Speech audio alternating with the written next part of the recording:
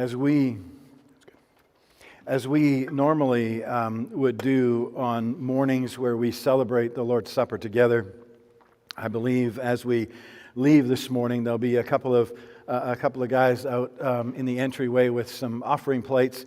We typically take a special benevolence offering at times like these, and so if you're wondering what they're doing out there, that's what that is. That's what that is for. What a great tie-in this is. Pausing to celebrate the Lord's Supper, while at the same time we come to the end, wrapping up all that God has done in the prophet Habakkuk's life.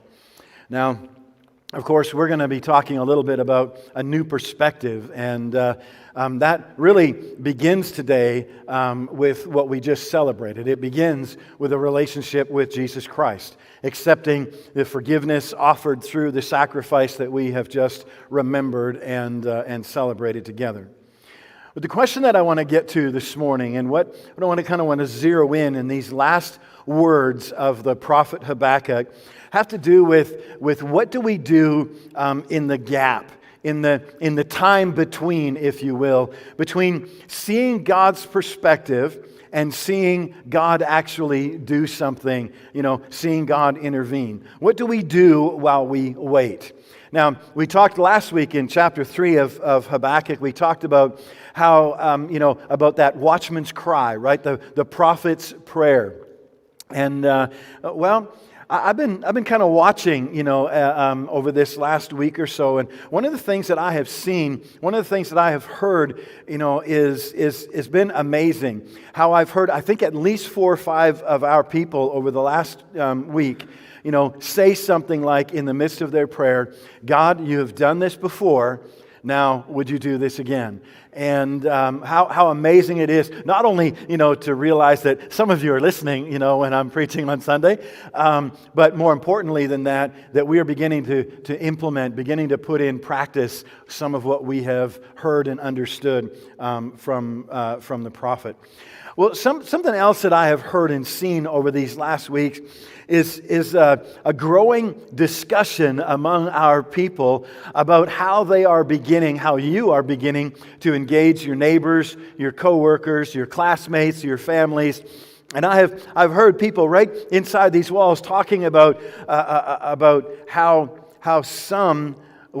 how you're beginning to see, what God is doing all around you. And that is absolutely amazing. And the only way that you can describe, what is happening here and what we are beginning to see is the movement of the Spirit of God among His people. People that are beginning as a group, to kind of wake up, if you will, to our God-given purpose. That's the church beginning to actually be the church that God intended for us to be. Well, as we kind of came out of last week, and if you were here last week, then you remember we talked about that, right? We talked about crying out to God, saying, "God, what you have done in the past, would you do would you do today?" And I remember standing here in both of our services, and I remember as I was talking about how God had provided for, remember I told you about our car that the motor had blown up, and at exactly the right time there was this check that showed up in the mailbox, for exactly the amount of money that it would cost to fix it. And then I told you about the church that I was a part of, that we were in the middle of a building program. We were selling one building and building another and all of this, and we were short about $112,000, something like that. And, that next week, it just happened that, God had put on the heart of somebody and, to give, I think it was $110,000. I watch from this perspective and I see a little bit of things that go on. I see actually quite a bit of what goes on while I'm preaching. But one of the things that I saw was a look in some of your eyes that says, well, that might have been true then, but God really doesn't do those kinds of things today.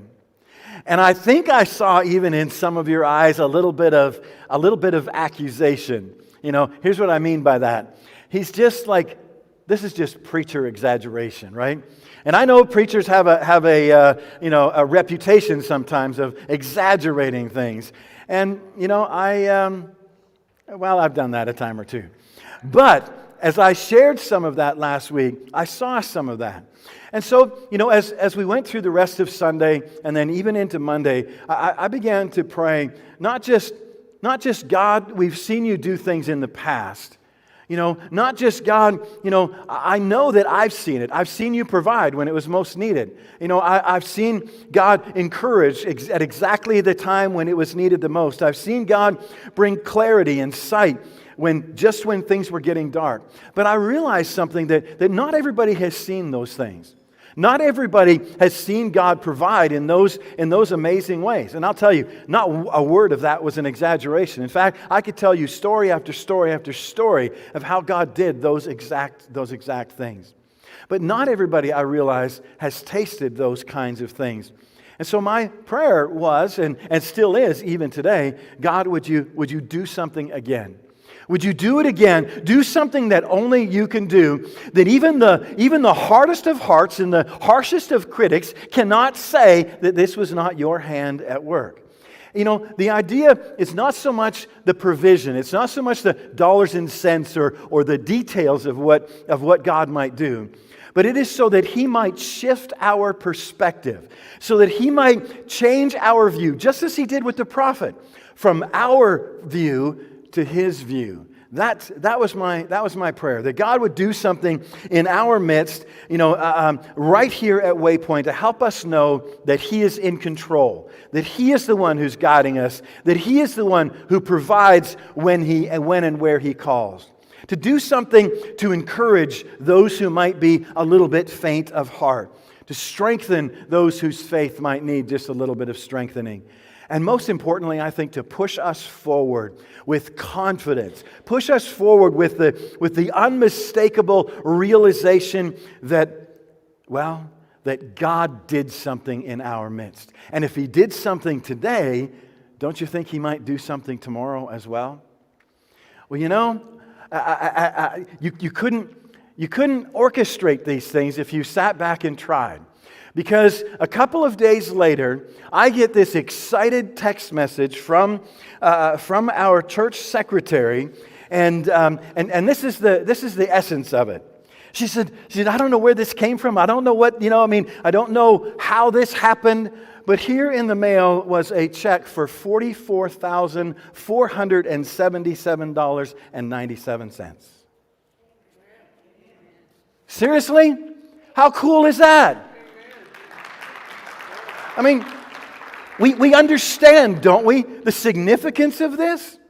Because if you've been here a little while, maybe this is your first Sunday and you don't have any context for this, but for some time we've been kind of operating just a little bit behind. We've been operating just a little bit in the red. And if you're not a finance person, red's not where you want to be. And so for a while we've been talking about this.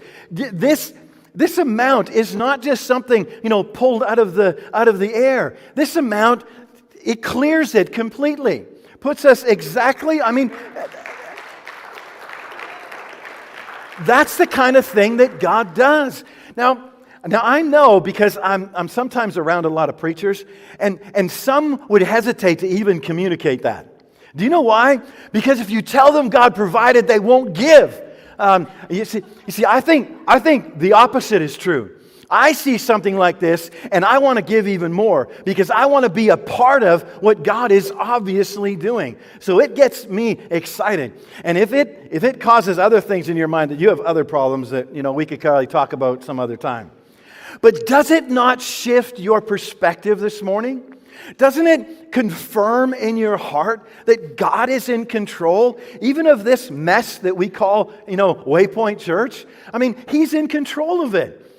Doesn't it confirm in your heart that God, He can provide where He calls? And doesn't it confirm in us that we are headed in the right direction? I don't know about you, but sometimes that's what I need. I need God to come alongside of me and just say, you know what? You're going the right way. It's things like this that do that. It's things like this that prove, not only where we're headed, but prove that He is the one who is in control. You want to know the coolest thing about this that we could probably spend all morning talking about? It's this. He answered that before we even prayed. I mean, he answered that. I mean, haven't you heard that before? If you're familiar with your Old Testament at all, or if you were at our, we showed Sight and Sound's Daniel, on Friday night. If you're familiar with Daniel's life, you would know that an angel came to him, one time and said to him, before you even began to pray, an angel was dispatched from heaven with an answer. Do you know how long it takes? Well, nowadays it's even worse. How long it takes for mail to get? Where was this mailed from? Let me see. From Texas to here, it takes more than a day. So that tells me that God had this mailed before we even talked about these things last Sunday morning. And don't you think God knows that? Don't you think He knew and understood? And before we could even say, God, you've done it before, would you do it again? He was already answering. I don't know what that does to you, but that is just absolutely crazy. Here's the challenge of that. In a couple of weeks, I think in 3 weeks, we're going to gather together in this room after we have lunch and visit a little bit and hear what God has been doing in various ministries in our church over this last year and what we're headed for in the coming year. In the midst of all of that, we're going to be proposing and looking at a budget for 2026. So as we look to the future, I want to challenge us, encourage us to see it through the lens of what God just did. To see it from that perspective. Because here's what I know. Where God calls, He always provides. What God initiates, He always completes. What God says, He always does. And when we stand our watch, when we stand in the places where He has put us, when we pray boldly as we did last week, God, do it again. When we say, even in the middle of the crazy world in which we live, we will wait with faith. We will wait with certainty of knowing that you can do this. Well, when we do those things, when we look at even something as practical as our budget for next year, we're not going to ask, can we afford to do this?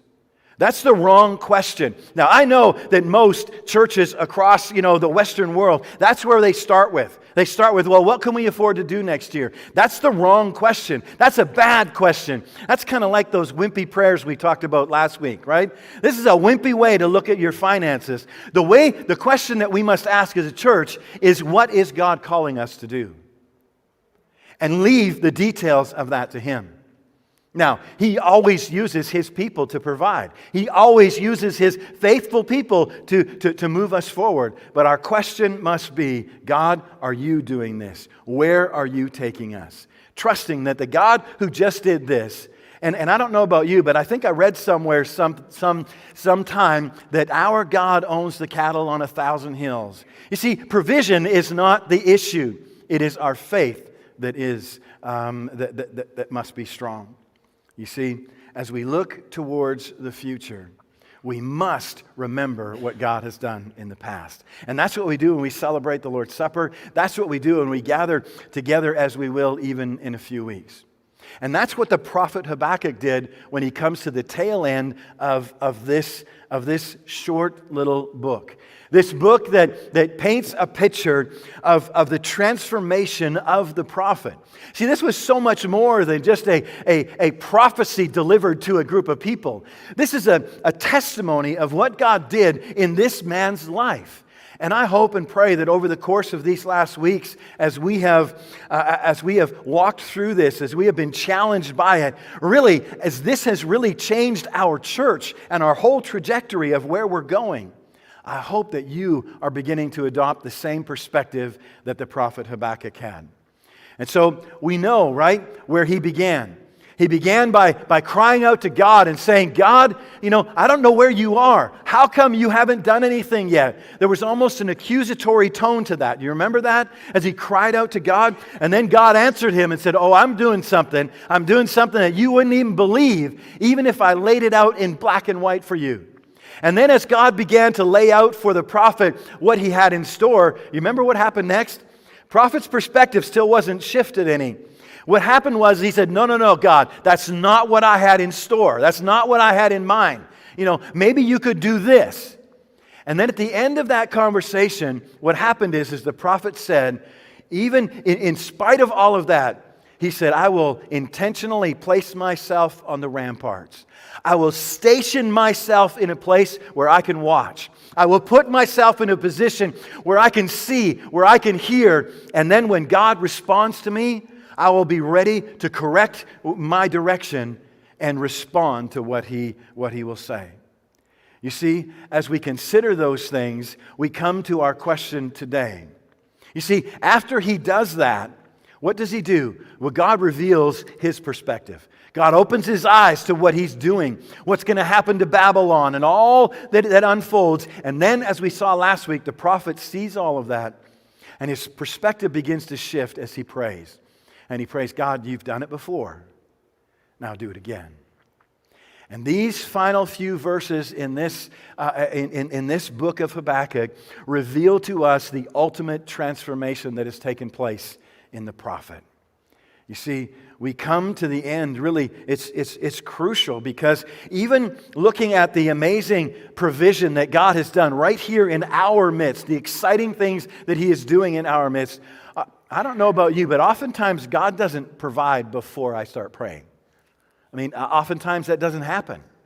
Oftentimes there's a period, sometimes it's a long period of waiting when you pray and you wait and you pray and you wait, trusting that God will do something.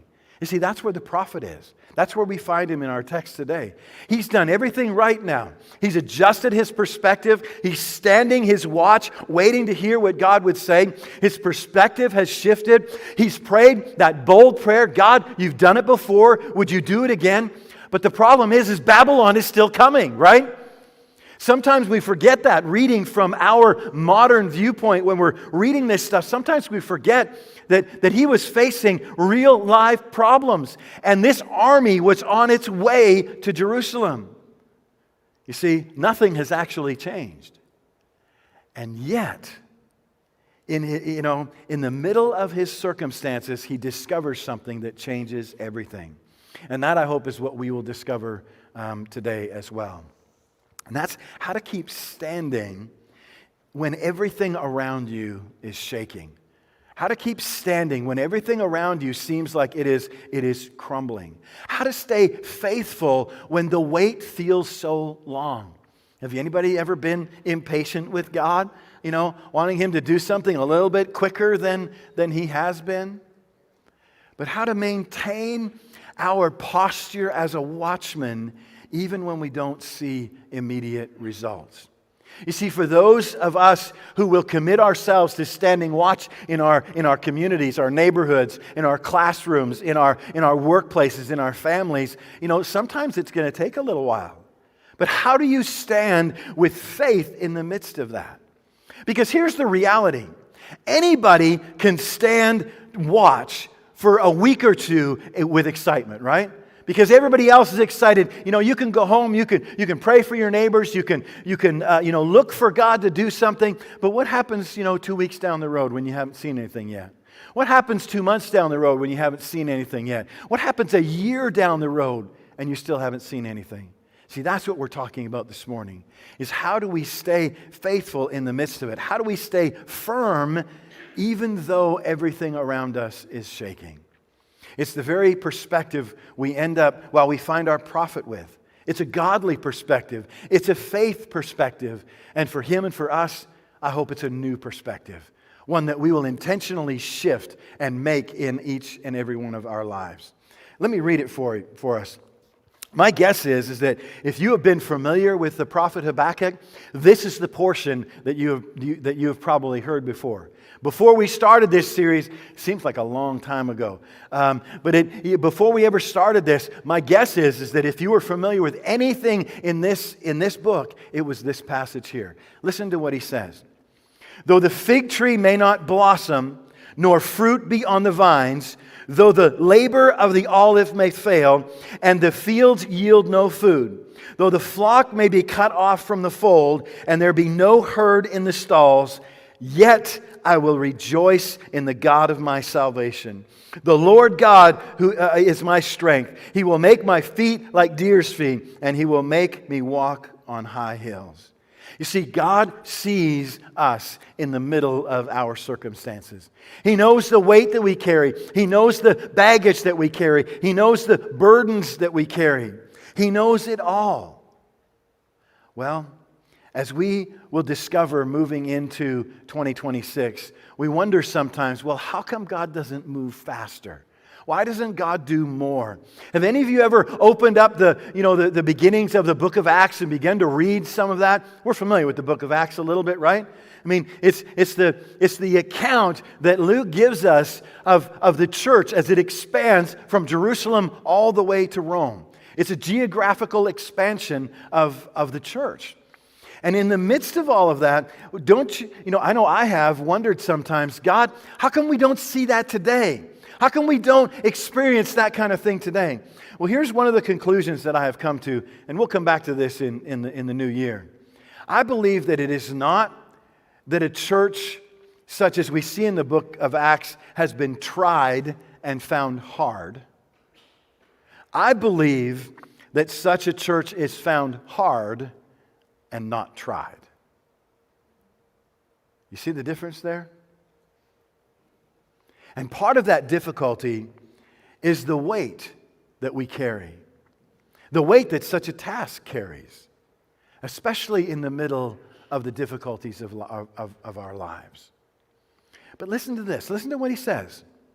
Though the fig tree may not blossom, nor fruit be on the vines, though the labor of the olive may fail, and the fields yield no food, though the flock may be cut off from the fold, and there be no herd in the stalls, yet I will rejoice in the Lord. You notice what he does there. 6 different times he essentially says, though this is true. Though this is true. 6 what could only be described as complete disasters, right? There are no figs. There's no grapes. There's nothing. Everything is destroyed. Everything has gone wrong at the same time. Now, I know we don't live in this kind of a society. For some of us, this is hard for us to wrap our heads around. Let me try and explain to you what this might look like today. It would be like the entire market crashes. Some of us remember a little bit of that, right? If the entire market crashes, if maybe interest rates spike so high that you can't afford anything. Maybe unemployment goes into triple digits. Can it go into triple digits? I don't know. But it gets high. A time when our dollar crashes and goes to nothing. Where there is a shortage even of food on the shelves. Where grocery stores are closed because there's nothing there. And in the midst of it, there's a drought. That's kind of what happened. That's what he is describing. All of those things happening at once. Now that takes some of our problems and kind of makes them a little bit small, don't they? When you consider this. And yet the prophet stands there at the end of this transformation. Remember, the beginning, he started off by, God, how come you haven't done anything? I haven't seen you do anything yet. How come you're not doing what I want you to do? He goes from there to saying, even if everything around me crumbles, yet I will trust in the God of my salvation. Isn't that a perspective you want? Isn't that a perspective we need? You see, there's one word that changes the whole thing. Yet. I love those little words in the Bible, right? Yet, but. Those kind of words that change, everything changes after them.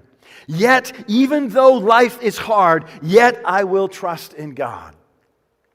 You see, and here's the little formula, if you will, that I want you to write down. I want you to embed that on your heart. It is this. Though that is your reality, the circumstance you find yourself in, plus the yet, that means your choice, that is a choice of whether to trust Him or not, equals an unshakable faith.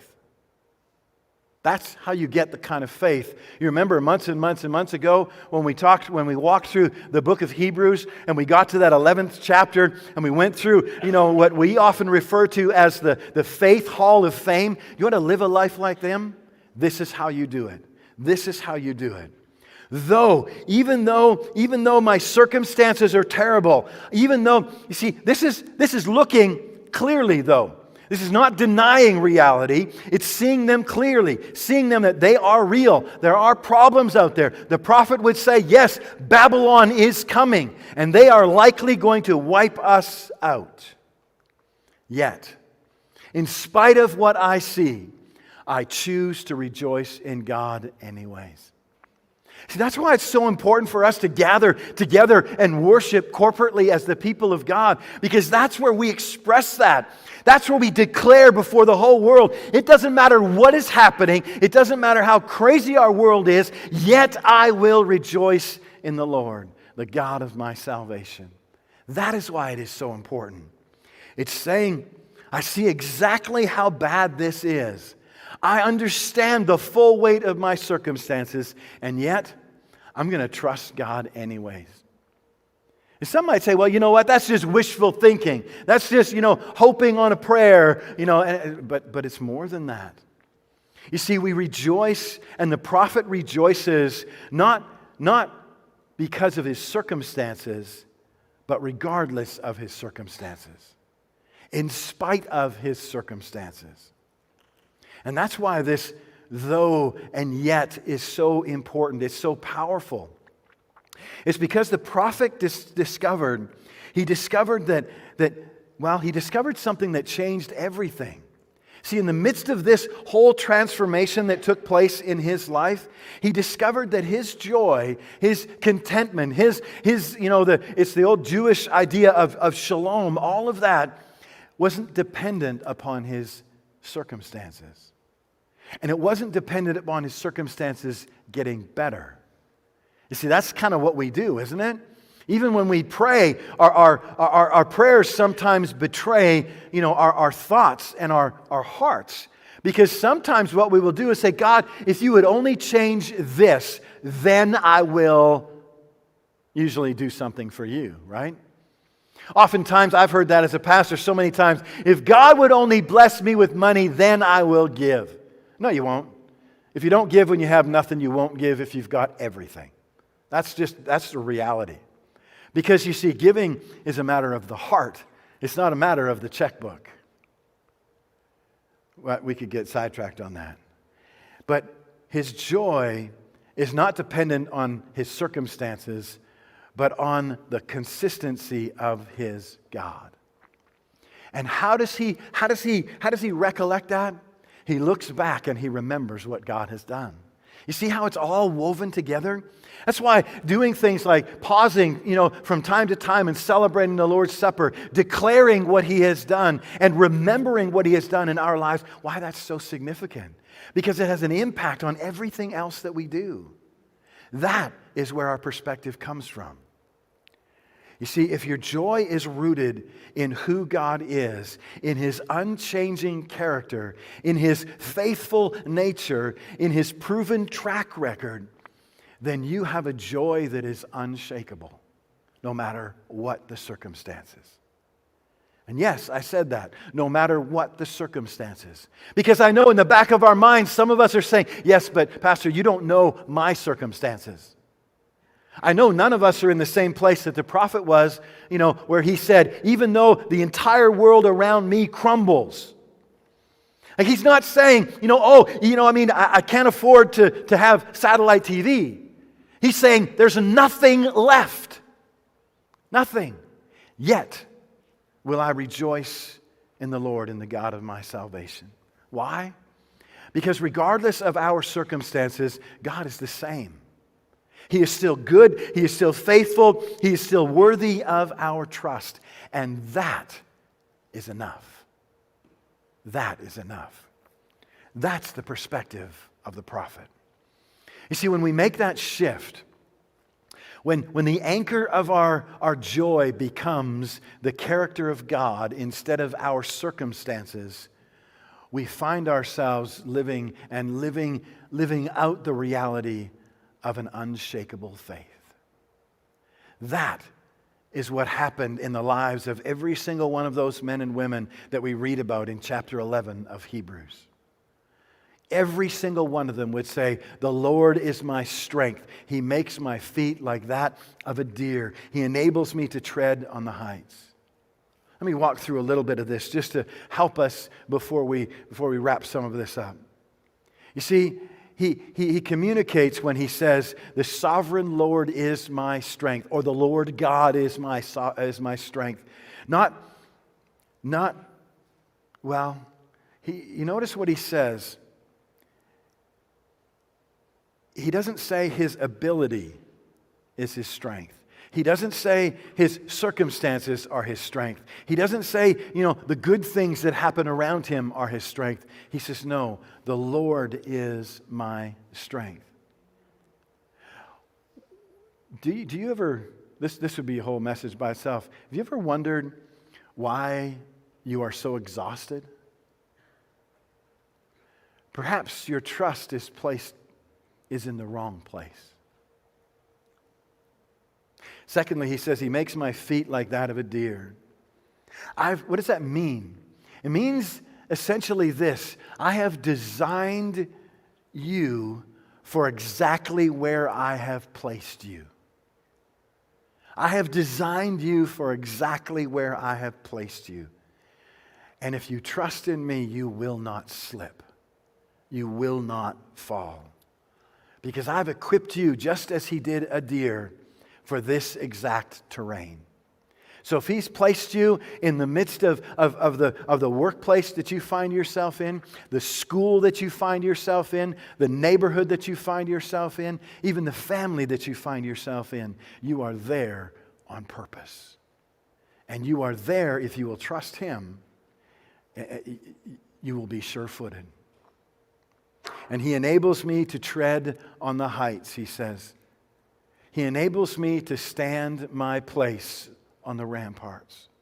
That place between heaven and earth where you not only will be able to see, not only will you be able to hear, not only will you be able to watch what God is doing, but to stand in a place where you can be that the one who intercedes on behalf of those around you. A place, I better stop.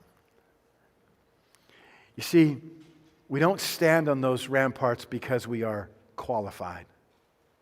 We stand there because God has enabled us to stand there. And those are far different things. But when God calls you and you say yes, when you depend on your strength instead of your own, he makes this promise to us. Your feet will be sure. Your footing will be secure. And you will not slip. Not because you are strong enough, but because he is able. So let me say this. Maybe you've been coming to church for years. Maybe not this church, maybe any church, but you've never really understood what you're supposed to do. It amazes me how many people come to church and really have no idea that they should do anything. Maybe you've been a Christian a long time, but you've always felt kind of like a spectator instead of a participant. Maybe in one way or another you've been asking God, what is my purpose? Why am I here? Isn't there more than this?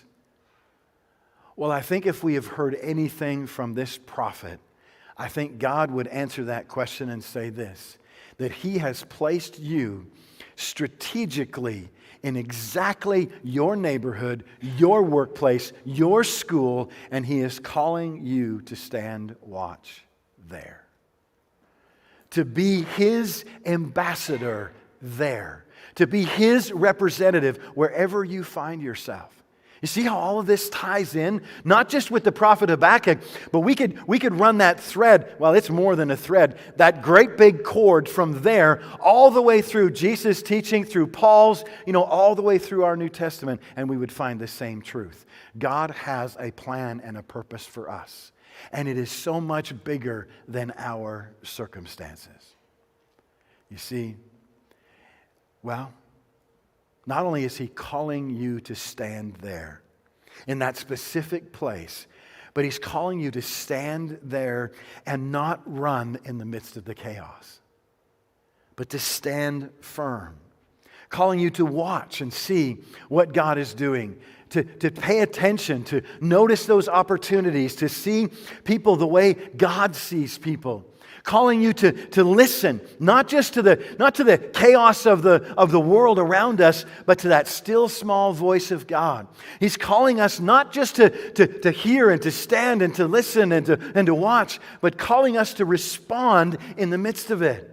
Being ready to talk to somebody, being ready to invite somebody, ready to serve somebody, ready to just be a blessing on behalf of our God. And the promise in the midst of that is that you will not be alone. For the sovereign Lord will be your strength. He will make your feet sure. He will enable you to stand. He will provide everywhere He calls. And has He not highlighted that for us? You see, what is true corporately as a church is true individually as a believer. And so here's my question. I so much more. I think it was Pastor Adam that said, we should just maybe start over again. Start back at the beginning of Habakkuk and just kind of preach through it again. I didn't think any of you would want to do that. But there's so much more in there. So much more that God would say. But as we come to the end of this, here's my question. Are you willing to stand your watch? Not someday, not one day, but today. Not when you feel more qualified, not when you have way more time, but today, right now. Are you willing to say, yes, God has placed me in this specific place. He has placed me here, whether it be in your neighborhood, on your street, whether it be in your school, whether it be in your workplace, whether it be in your family, and He has done so intentionally. And I will pray for those around me. I will look and listen to see what God will say in the middle of that, and I will be ready and willing to respond when He does. And so, I'm going to ask you this morning, because part of me is just curious, and part of me I think sometimes we just need to stand up and be counted. I want to know who's willing. I want to know who is willing to be a watchman, to live with purpose, to be a part of what God is doing in Kansas City and beyond. Because God is doing something crazy here. I don't know if you've begun to sense that. And I believe God is calling and would call every single one of us to be a part of this. So there's two things that we're going to do as we wrap up this morning. First, I want to introduce you to a new piece of technology that we are going to use in our church. It is a phone number. I know that's a radical idea, but it is a phone number, and they're gonna get this up here in just a second. It is a text line. So it is a phone number that I need you to pull out your phones. Rarely am I going to tell you to pull out your phones in church. Pull out your phones, go to your contacts, and you're going to put this phone number into your contacts, and that is the church. You can just put Waypoint Text. And as soon as they bring that up here, you're right. Click on Safari, and it'll come up way over to the right. There you go. So if you pull up this number 816-623-6003, enter that into your phone as Waypoint Text. Now here's what I want you to do. I want you to text watch to that number if you are willing to stand your watch. If you are willing to be a watchman wherever God has placed you, put that in. And if somebody will do that, we'll see what happens here as a result. Well, wait a second. Oh, somebody did.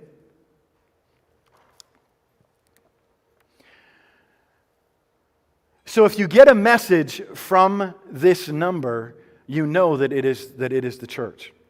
We will use it sparingly. We will, that's our promise. We'll be careful because I hate, mass texts and all of that kind of stuff as well. Also, if somebody replies, they're not going to reply to 400 people. It'll just be a single person. You're not going to hear everybody. The second thing that I want to do this morning is this. Joe, if you want to come up here, at least so people can see you. This is a huge undertaking.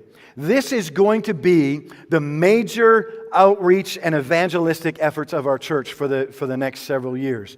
Is this idea of being watchmen exactly where God has placed us.